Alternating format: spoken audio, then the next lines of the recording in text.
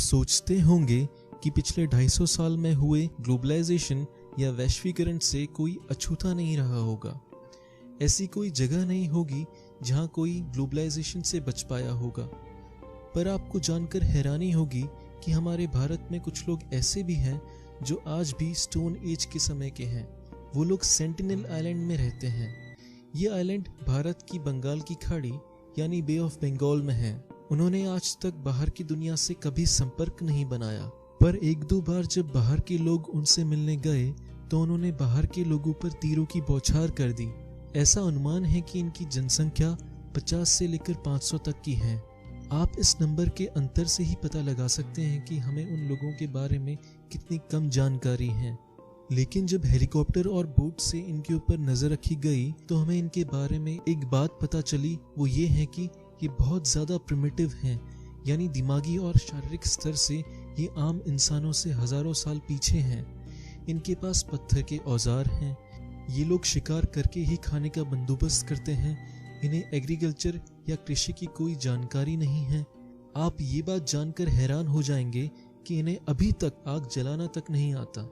ये लोग आग के लिए बादलों से आने वाली बिजली का इंतजार करते हैं। ऐसा माना जाता है कि धरती पर जो शुरुआती इंसान थे, ये लोग उनके डायरेक्ट वंशज हैं।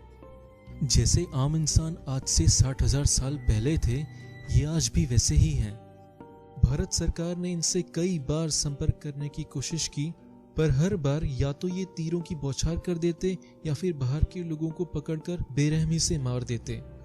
एक बार दो मछुआरे सेंटिनल आइलैंड के पास मछलियां पकड़ने गए थे, पर उन्होंने इतनी शराब पी ली थी कि उन्हें होश ही नहीं रहा कि वो सेंटिनल आइलैंड के तट पर पहुंच चुके हैं।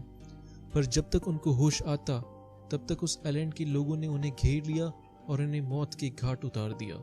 जब इंडियन एयरफोर्स उन दो लोगों का पता लगाने के लिए उस आइलैंड के करीब गई तो आइलैंड के लोगों ने उस विमान पर तीर बरसाने शुरू कर दिए।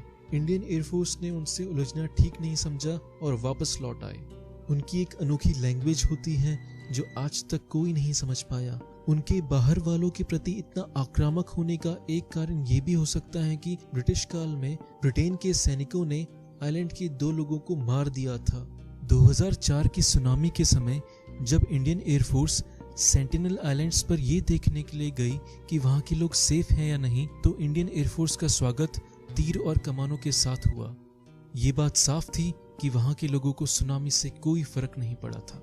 इनके बारे में एक रोचक बात यह भी है कि 60,000 साल अलग रहने से इनका इम्यून सिस्टम आम इंसानों से बहुत ज्यादा कमजोर हो गया है। कोई भी छोटी सी बीमारी जैसे स्मॉल पॉक्स इनकी पूरी ट्राइब को हमेशा हमेशा के लिए खत्म कर सकता है। भारत सरकार ने इस बात को समझा। फिर भारत सरकार ने कानून बनाकर आम नागरिकों का वहां जाना बैन कर दिया और ये निर्णय लिया कि सरकार उनसे कभी संपर्क नहीं बनाएगी और ना ही कभी मिलने की कोशिश करेगी। भारत सरकार का मानना है कि इसी में सेंटिनल आइलैंड के लोगों की भलाई है। तो दोस्तों, ये था हमारा आज का वीडियो।